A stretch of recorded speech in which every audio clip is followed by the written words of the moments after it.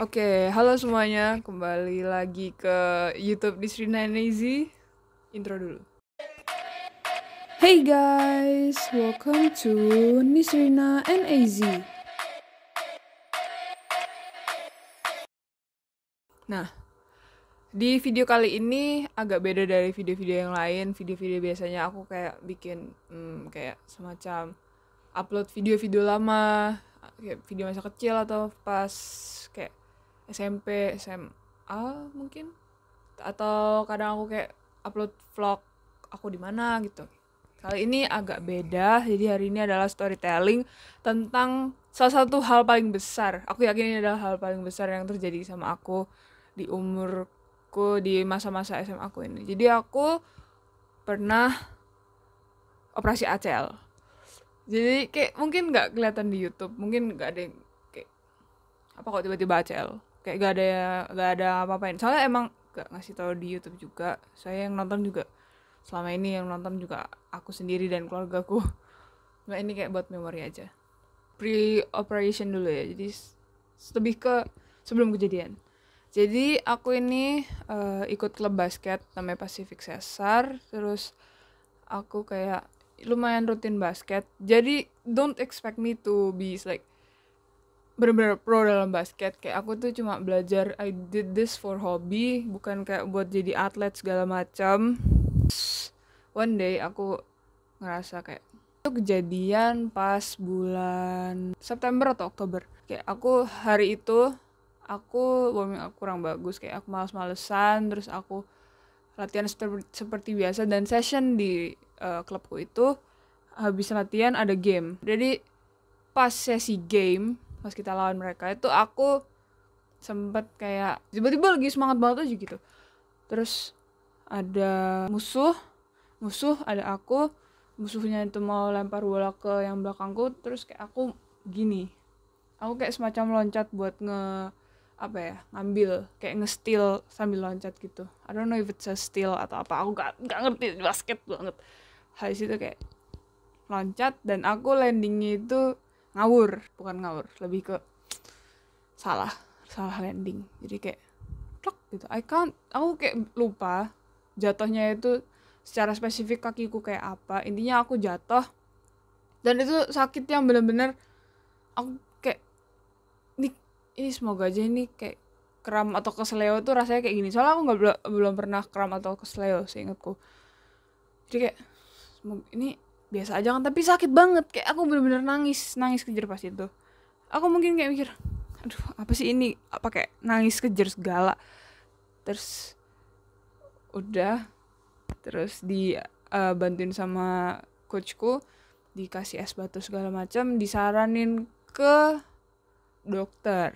Tapi jadi coachnya sempat ngobrol sama ayahku, ngomongin kayak ini nanti cek di dokter sama fisioterapi. Tapi ayahku nangkepnya aku harus ke fisioterapi dulu, padahal harusnya kalau masalah ngecek itu yang tahu dokter. Jadi kayak semacam miscommunication gitu loh. Terus dia fisioterapi selama sebulan di fisio itu bulan Oktober 2022. Habis itu kayak aku ngerasa ini kayaknya cuma sakit biasa lah, ini bukan kayak sesuatu yang serius. Jadi aku ikut lagi basket, niatnya dengan ringan. Dan aku emang bener-bener kayak misalnya ada semacam kayak sekedar loncat tuh aku nggak loncat, kayak jogging pun aku kayak cuma jalan, sebisa mungkin aku jalan. Tapi aku sempet pas latihan itu ada zigzag, aku jogging zigzag terus jatuh lagi, terus sakit yang sama persis lagi. Habis itu akhirnya kayak baru miskomnya itu baru nyambung kalau sebenarnya harus bawa ke dokter. Jadi aku bawa ke dokter di deket rumahku sini. Terus pas dicek ini butuh kayak, ini nggak terlalu jelas ini ada apa, jadi harus dicek lagi ke rumah sakit yang kastanya lebih tinggi lah, katakanlah kayak alat-alatnya lebih lengkap. Jadi aku cek di UNER. Di UNER tuh aku MRI sampai kayak MRI jam 11 malam, kayak udah ngantuk-ngantuk. Jadi aku nggak terlalu inget MRI kayak apa, soalnya kayak udah ngantuk gitu loh. Ya selama di MRI aku tidur.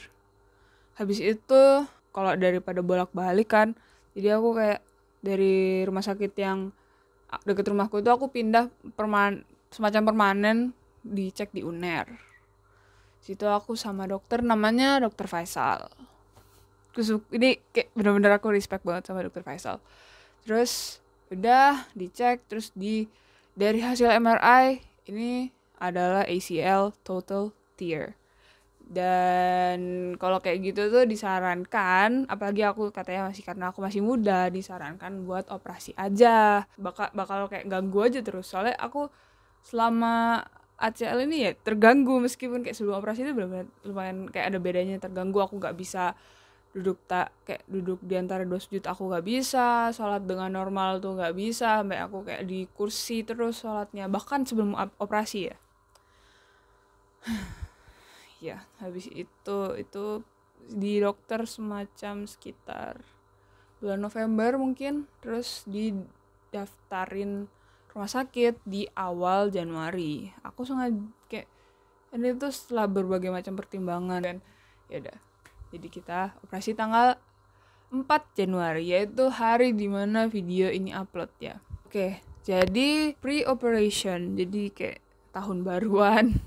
Habis itu tanggal 1, tanggal 2, tanggal 3 udah di rumah sakit UNER. Jadi tanggal 2, tanggal 1 tuh udah lagi nyiapin berkas-berkas segala macam. Jadi sebelum aku dioperasi ini aku sambil lihat kayak diaryku ya. Jadi aku kayak banyak bersih-bersih. Soalnya ya habis itu tuh aku bakal pakai tongkat, mobilitasku terbatas banget. Kayak aku pakai tongkat di dua tangan, terus kayak mau ngapa-ngapain tuh gimana. Jadi aku bersih-bersih, aku shampoan lah, di segala macam dibersihin gitu. Kayak aku udah bawa mainan, kayak aku bawa buku mewarnai, bawa apa lagi ya, banyak kok pokoknya. Ini mungkin terkesan apaan banget nih orang.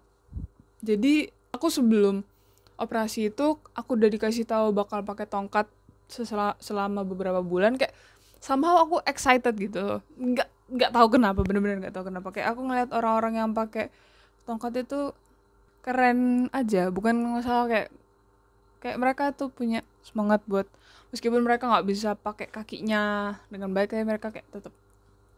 Jadi aku pakai tongkatnya yang kayak gini ya, ada di sini, aku taruh di sini, pakai di dua tangan.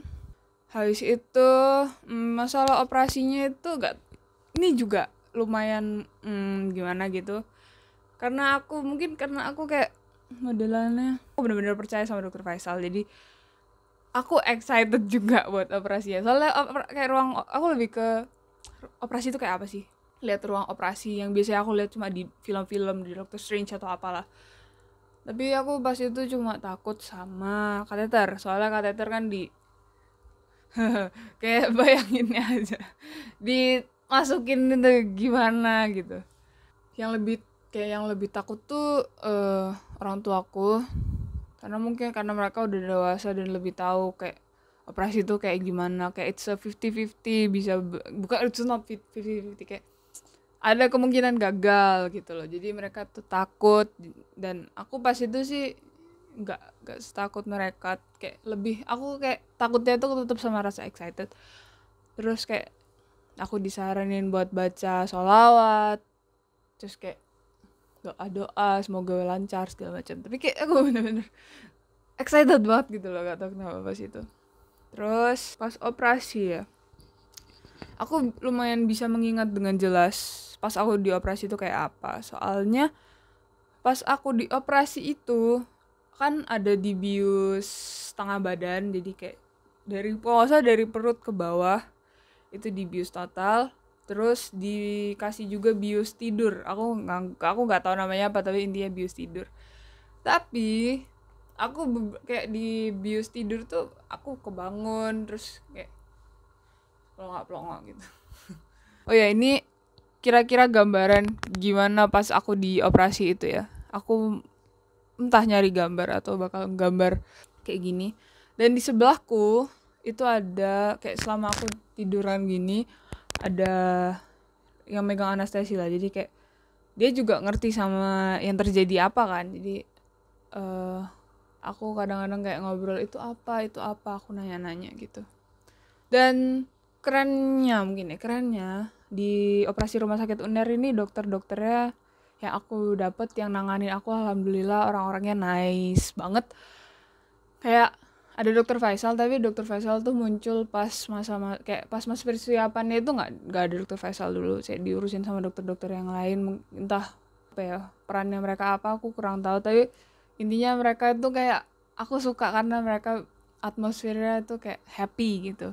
Gak tahu ya happy karena apa, kayak lebih ke apa ya, kayak mereka tuh bercanda kayak hahaha awal tahun dapat operasi kayak gini, kesannya kayak ini adalah operasi yang susah dan awal tahun habis liburan dapat kayak ginian gitu loh. It's a funny thing. Aku terhibur jadi pas apa namanya operasi itu kayak gak tegang gitu. Itu makanya kayak aku tenang, lumayan tenang dan malah cenderung ke excited. Oh ya, balik lagi ke yang bius. Jadi di situ aku dibius terus bangun tidur dan kayak pas aku bangun itu kadang aku udah gini-gini doang gitu. Aku sempat ada waktu kayaknya pas biusan yang kedua gitu kan, aku dibius tidur bangun, bius tidur bangun, pas bangun yang ini itu aku bangun lumayan lama, kayak aku lihat-lihat gitu kayak. Terus aku kayak ngerasain gimana rasanya dibius lokal gitu, kayak aku ngerasa kakiku tuh melayang kayak ngangkat gini. Aku tahu kakiku tuh masih ada, cuma berasanya kayak melayang gitu loh. Kan orang kadang bilang kayak kakiku nggak ada, tapi aku ngerasa kayak kakiku tuh melayang. Mungkin karena kayak nyambung gitu ya. Gak tahu. Aku gak ngerti masalah kayak gitu. Terus apa ya? Dingin banget ruangannya. Ini aku mikirnya aku gak ngerti juga, aku belum searching. Tapi either ruangannya dingin emang karena biar things are fresh or something, atau karena efek aku, kalau kata bundaku sih kayaknya aku itu ya kan dikasih heroin dengan dosis yang tepat gitu, terus efek sampingnya ngerasa dingin. Aku kurang tahu. Jadi kayak yang megang aku, yang bagian ngasih aku bius tidur itu di sebelahku, kayak aku tanyain, kan di sebelahku tuh juga ada layar, di sebelahku pas ada layar, jadi aku bisa lihat kayak kan aku ada dimasukin kayak kamera kecil gitu ya, jadi aku bisa ngeliat kayak apa yang sedang mereka lakukan di dalam lutut saya gitu. Yang aku bilang masukinnya dari mana? Ya tentu saja dibikin bolongan di kaki saya, ada bolongan buat kamera. Ini aku bakal kasih lagi ilustrasi gimana sih lututku tuh jahitannya kayak apa, kayak gini. Seingatku yang bagian situ itu buat kamera, jadi kayak kamera tajam gitu. Aku lihat dari video operasi ACL tuh kayak aku nggak ngerti ya mereka lakukan ke aku itu sama seperti ini atau enggak. Kayak aku ngerasa sempet semacam dibor atau apa. Secara teknis ya, mungkin aku bakal ngejelasin dari yang aku tangkap, belum tentu bener, tapi dari yang aku tangkap. Jadi ACL ini, ACL total tear ini kan kayak putus total kan. Jadi lokasi ACL tuh ada di sini, putus total, terus gak bisa itu dijahit, gak bisa. Jadi kita harus ganti pakai ACL yang baru.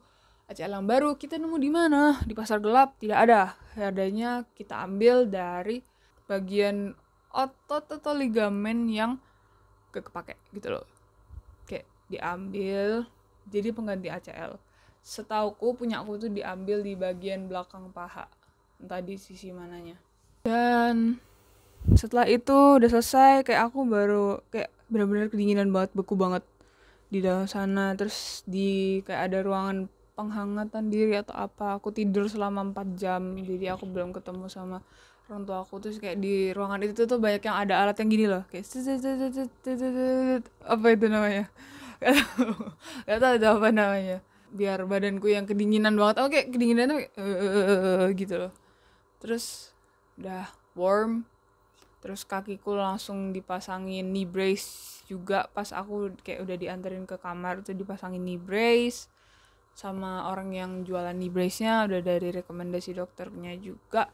Habis itu aku di sana kayak lebih ke kayak gitu loh.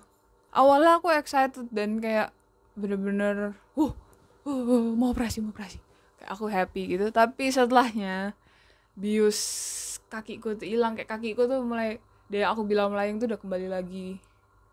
Terus kayak mulai berasa sakitnya gitu loh, karena ini kakiku habis dibolongin, disayat segala macam. Terus kayak sakit, kayak aku bener-bener gerakin kakiku sini ke sini aja. Ini kamu bahkan nggak lihat ini gerakan, sini aja sakit banget, parah banget.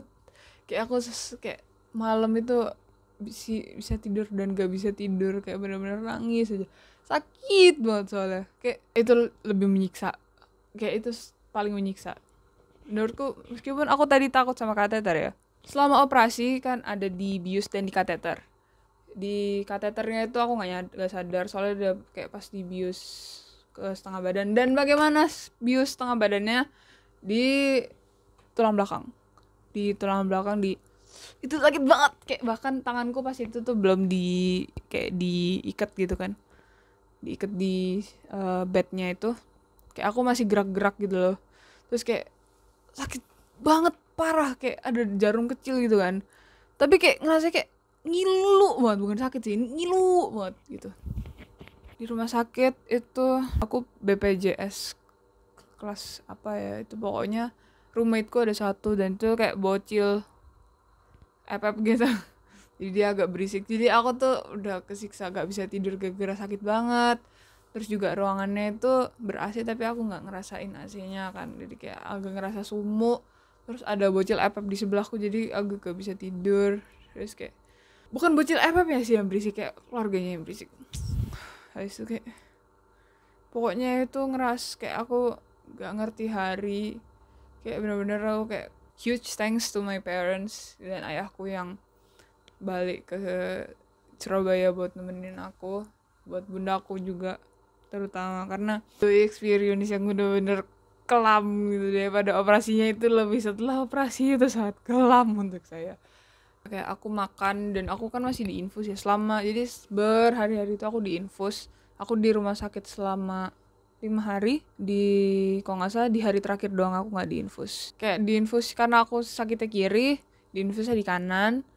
Terus kayak aku mau ngapa-ngapain tuh kayak sakit gitu, jadi mainan-mainanku kayak buku mewarnaiku tuh nggak guna gitu loh jadinya. Kayak yang lebih menyiksa lagi ya, nggak bisa pipis, bener-bener nyiksa. Kayak bener-bener yang bikin segala macam experience di rumah sakit ini kelam banget, soalnya aku nggak bisa pipis. Karena kalau pipis cowok kan tinggal kayak aku ada piss pot yang bentuknya kayak gini, aku mau duduk di situ tuh susah banget. Kayak mau pipis dengan nyaman tuh susah. Jadi kayak aku ngerasa aku tuh butuh ke toilet, kayak di dalam tubuhku ini pipis udah banyak banget dan aku nggak bisa ngeluarin karena aku nggak bisa jalan. Dan ketika bahkan aku dipakein pampers itu kayak nggak bisa ngeluarin kencingnya gitu. Jadi kayak aku kata itu aku berjam-jam nggak bisa pipis. Terus kayak yaudahlah, ini mau nggak mau kayaknya pokoknya aku harus pipis, jadi aku harus ke toilet. Jadi aku dibantuin ke toilet kayak pakai kruk pertama kali dengan keadaan kaki yang freshly baru operasi. Kayak itu hari kedua setelah, kayak besoknya setelah operasi itu aku ke toilet kayak kayak ya Allah bisa gitu. Kayak bener-bener kayak selama kita sakit kita tahu apa hal-hal kecil itu perlu disyukuri. Salah satunya bisa pipis dengan nyaman ya, kayak pokoknya bisa ngeluarin pipis aja itu udah seneng banget gitu. Kayak sebuah sesuatu yang bisa disyukuri banget gitu loh. Kok itu padahal hal kecil ya, kayak kita biasanya kayak pipis ya pipis aja gitu, tapi kalau lagi gak bisa pipis tuh kayak aku jalan ke kamar mandi pakai krek dengan gak tahu caranya gimana, takut kan. Aku nyangga kakiku cuma kayak pakai kaki kananku. Pas pulang aku di rumah itu istirahat selama 2 minggu lebih mungkin. Terus aku masuk lagi ke kelas. Gimana ya, di dalam kelas itu kan aku di sekolah itu di lantai atas. Kalian udah lihat vlog-vlogku yang Busy Tuesday sama Tough Thursday, apa kebalik ya, ya itu kelasku di atas. Jadi aku minta kompensasi dari sekolah buat ditukar sama kelas yang di bawah. Alhamdulillah sekolah mau, tapi itu dengan segala macam konflik ya. Kayak aku tuh butuh masuk sekolah, tapi aku gak bisa naik ke atas ke kelasku. Jadi aku kelas IPA 4 ditukar sama yang di kelas bawah IPA 1. Jadi mereka kelasnya semuanya dipindah ke atas, aku di bawah. Terima kasih banyak buat ketua kelasku, ketua kelasnya IPA 1. Dan ya habis itu aku di bawah itu Ya karena teman-temanku masih bete sih karena tukar kelas itu. Apa ya, aku tuh pakai nggak bisa naik tangga itu selama sebulan lebih. Aku tuh bisa masuk sekolah, cuma nggak bisa naik ke atas doang. Jadi kayak aku memperjuangkan, aku dan keluarga aku itu memperjuangkan biar bisa masuk sekolah gitu loh, dengan cara seperti itu. Jadi kayak teman-temanku ada yang nggak terima ditukar di bawah dan segala macam. Aku di bawah tuh sebulan apa 2 bulan ya, pokoknya kayak lumayan lama. Udah pada anak-anak yang di atas tuh pada gak komplain segala macam apalah. Ya itu kayak hal yang aku sakit secara fisik dan terganggu sekali saya, kayak lingkungan saya tidak mensupport saya sama sekali gitu. Oke, jadi aku menjalani berbagai macam fisioterapi yang mulai dari seingatku seminggu 2 kali sampai jadi bisa kayak progres dari aku pakai tongkat dengan benar, terus kakiku kan nggak boleh ditekuk karena aku pakai knee brace itu, nggak bisa ditekuk lebih dari yang dianjurkan sama dokter ya. Jadi kayak aku tiap bulan atau tiap 2 minggu sekali aku ke dokter konsul segala macam. Jadi kelas 11 ku itu penuh dengan datang ke dokter guys, menjalani sekolah dengan pakai tongkat gitu. Aku pakai 2, terus pas akhir-akhir aku bisa pakai 1 tongkat. Aku pakai tongkat yang kayak gini, dan aku kayak bener-bener sekalian belajar kayak sama pakai tongkat tuh aku gak berani naik motor, sedangkan aku butuh naik motor. Kayak selama aku pakai tongkat tuh aku danterin bundaku terus pakai mobil. Kayak aku bahkan datang jam 6 pagi. Ya gara abis itu bundaku harus langsung nganterin adikku kan. Kayak aku sekitar bulan Mei baru bisa lepas tongkat. Kayak aku pasti pakai 1, terus aku mulai lepas. Kayak aku udah gak pakai, bawa doang, nggak terlalu dipakai. Terus aku Ramadan juga udah mulai nggak terlalu pakai kayaknya.